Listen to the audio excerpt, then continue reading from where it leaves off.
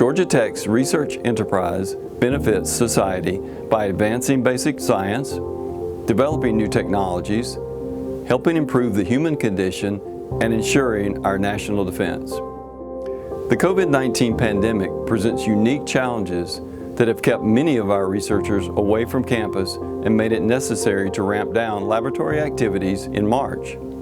Over the next several weeks, with your help, Georgia Tech will ramp up our research to get back to this important mission.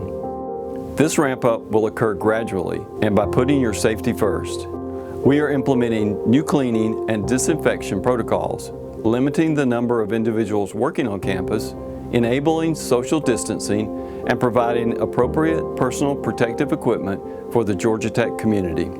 Whether you are one of the mission-critical researchers who has continued to work on campus or you are returning to campus, you should review this video. If you've been away from campus since the ramp down in March, you should not return to campus or your lab until you receive specific notice from your PI, lab manager, or supervisor.